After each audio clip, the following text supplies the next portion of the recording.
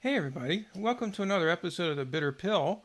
So today I wanted to talk just briefly about an incident that happened last night, Saturday night, I mean, at the in front of the Capitol, where Max Blumenthal tried to interview Congresswoman Cori Bush about uh, why it was that the squad and other progressive members of Congress haven't tried to use their leverage to uh, force through a vote on Medicare for All or other legislation. And Cori Bush gave, just a very evasive answer to the question, and then her staff members stepped in front of her and shut the interview down and wouldn't let Max finish his conversation with her, which, I just guessing from, the disingenuous way she was interacting with Max, that she was probably just fine with him interrupting the interview. So anyway, let's take a look and see if you agree with me about what I see going on here. And I'm not going to be able to show it to you in full screen. I tried to get it to work, and I guess it doesn't really work through Twitter, which is where he posted the interview. So, hopefully, you can see well enough to see what's happening. How she looks during the interview. But I'll post a link so you can judge for yourself later. Okay, anyway, let's have a look here. Okay, so as Max says there leading up to this, an intense argument broke out last night at the Capitol between an activist and members of the squad on their refusal to directly confront Pelosi. I asked Representative Cori Bush about the exchange and why the squad didn't use its leverage to force a Medicare for All vote. Her staff shut me down as soon as possible. Okay, so let's listen to what she has to say here, and I'll comment on it as we go along. That's where we are. And I heard, like last night, there was a lot less people. It's great to see so many more people. But I heard there was an intense debate about the role of the squad and why the squad didn't leverage its vote for the speaker for Medicare for All vote, and why the squad, with the margin so narrow in Congress, why the squad didn't. Yes, because. You notice how she's kind of looking around there, like she doesn't really want to talk to him, and looking like she wants to get away because he's putting her on the spot about the squad's failure to use its leverage to get Nancy Pelosi to bring the Medicare for All bill to the House floor for a discussion and vote by withholding their vote for Pelosi until she did that. They could have done that given the circumstances that existed back in January when the Speaker of the House vote took place. But they didn't. Okay, so let me just replay a little bit of this here. And why the squad, with the margin so narrow in Congress, why the squad didn't Yes, because leverage its vote on the stimulus to get a $15 minimum wage. What? No. So first, one thing that was said last night, which is something that's very true, and I wish we would have talked about that this was where your conversation was going, because we're talking about the rally for tonight, and I really would love to keep the conversation on what's happening. I feel like it's all related to health. So I would really love to avoid your question, even though it's totally irrelevant to how you guys are doing your job. And I really would love to keep the conversation on what's happening. I feel like it's all related to health care and the... It absolutely is, but this is the thing. What was said last night is that this bill, Medicare for All, is not, there's no person on the squad whose bill that is. That is Bernie Sanders' bill in the Senate. It is Pramila Jayapal's bill in the House. It is not our bill. We cannot make that bill come to the floor. There is nothing that we can do legally to get the bill to the floor. We have But Pelosi could have. Okay, so, she's pretending that she doesn't know what he's talking about here, basically. She's acting as though he's asking her about why they themselves didn't bring the Medicare for All bill, which they're co-sponsors on, but not the author and main sponsor of, to the floor of the House for a vote. And she's saying, well, it wasn't our bill. We didn't write the bill, so legally we can't bring the bill to the floor for a vote. Pramila Jayapal, Congresswoman Jayapal, the author of the bill, can't do that either, not by herself. So she's just bullshitting here. She knows perfectly well that what he's talking about, what he's asking about, is why they didn't use their leverage given the narrow margin between the Democrats and Republicans in the House to pressure Nancy Pelosi, the Speaker of the House, the existing Speaker of the House at the time, to pressure her to bring the Medicare for All bill to the floor of the House for a vote in exchange for their vote for her for Speaker of the House. And then if she wouldn't do that, they'd withhold their vote, and somebody else would have become Speaker. Likely some other shitty Democrat. But the point is that they could have used their power, given a narrow margin in the House, to pressure Nancy Pelosi if she really wanted to remain Speaker of the House, which she probably did, to bring the Medicare for All vote to the floor of the House, which would have resulted in a well-publicized discussion of the merits of the bill.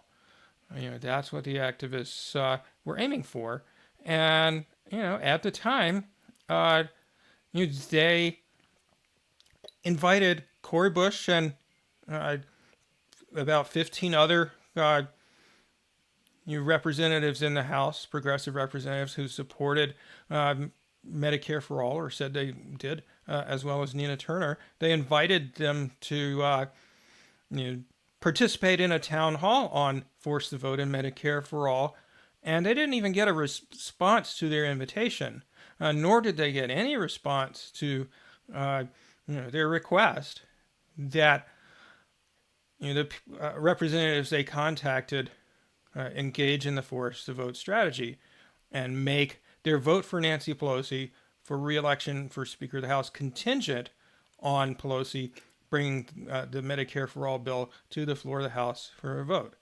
And so Cori Bush here is just gaslighting Max Blumenthal, pretending that she doesn't know that this is what he's talking about. And so he adjusts to this and phrases his question again in a way that makes clear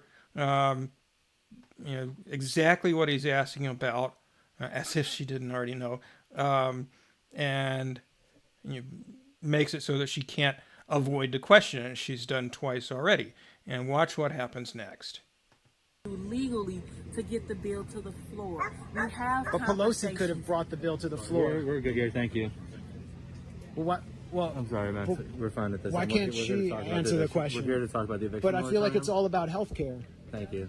No, really appreciate that. Really appreciate your time. We're here for a reason. It's about the moratorium. Well, why is that? I can't ask about Medicare for All. But the Congresswoman has slept 1 hour. She's done a lot of labor. I'm trying to get people out here too. I respect your work. I'm trying to do the same thing you all are Wonderful. doing. Thank you for being here. But why Appreciate can't you. she could just answer it and then I go away? I'm not trying to attack her or anything. I'm not trying to smear her. We're happy to give you a contact and you can reach But out. why is that issue, the Medicare for All vote, so she was wrapping up I'm her? not having this conversation But she was with you. wrapping I'm up her. happy to give you- I know she was I'm happy- wrapping up I'm her happy to- answer. Then I'm I was happy going to to- say thank you. Oh, Everybody come out.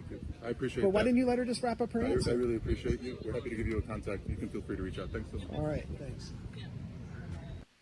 Okay, so, her goons, her staff, just stepped in and helped her escape from this conversation that she was clearly uncomfortable with because she knows perfectly well that it's true that the squad and other Justice Democrats who say they support Medicare for All, who say they support a $15 minimum wage and student debt relief and all of these things, that they're not really fighting very hard for any of these things. They didn't. They all voted for Nancy Pelosi without any strings attached, without getting any concessions in return that we know of.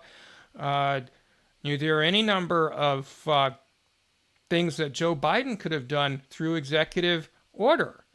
By an executive order of the president, he could have relieved a lot of student debt. He could have, in fact, temporarily at least, implemented Medicare for All.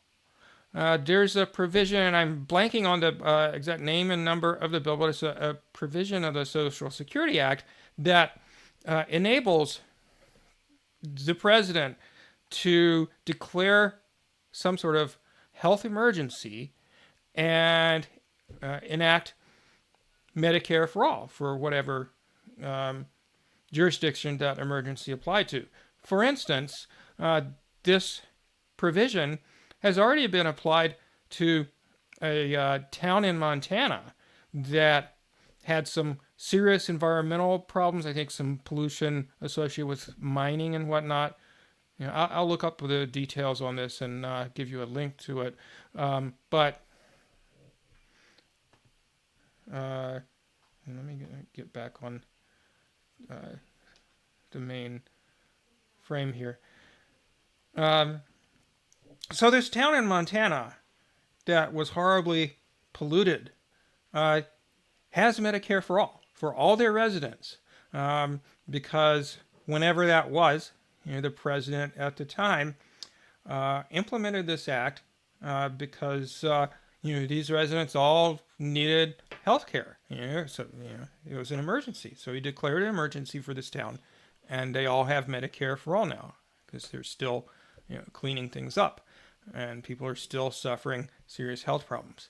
Now he could have done this for the entire country, right? Because COVID is a national emergency. And he could have, for the duration of the pandemic, given all of us Americans, free health care, taxpayer-funded health care, which is what we're asking for. There are any number of things that he could have done.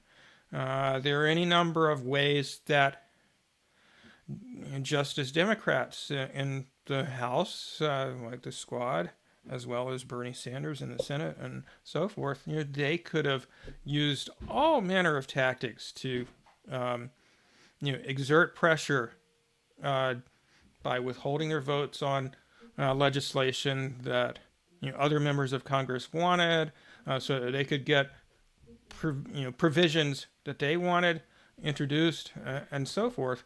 They're just not using their leverage in any way.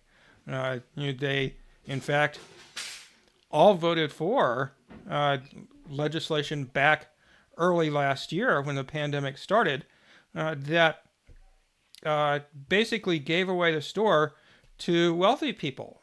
All sorts of corporate tax breaks and giveaways to the rich, and very little aid to the general public.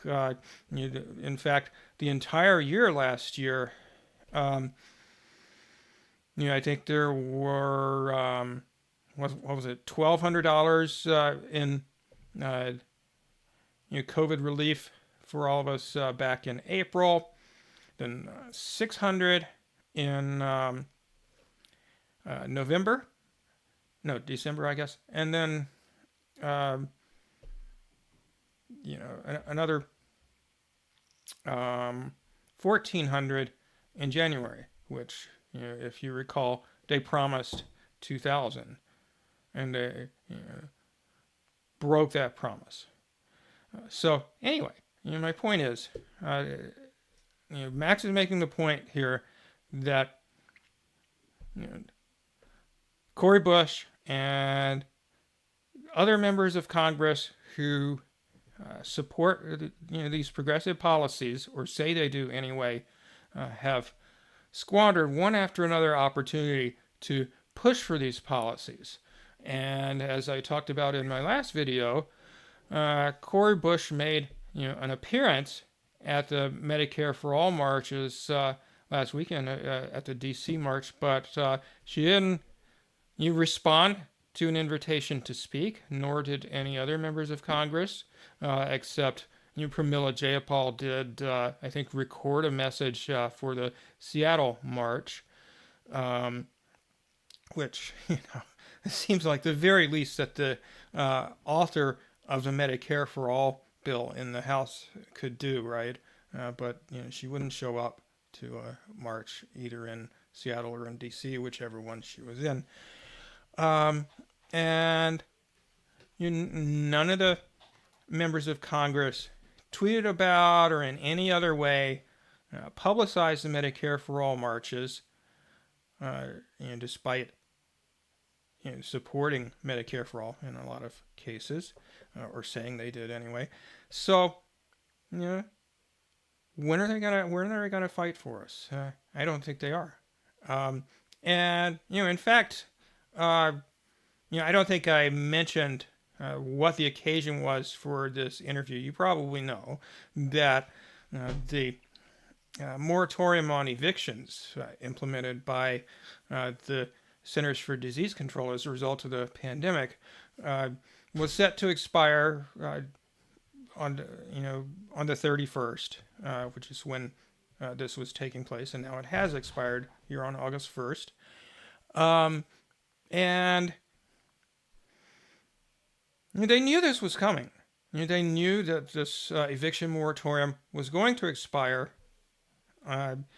and so on the very day when it's set to expire, or the day before, I guess, they decide finally to stage a last-minute publicity stunt, is what I think it is, to say, hey, Congress, we should extend the moratorium on evictions so that we don't have a whole bunch of more homeless people.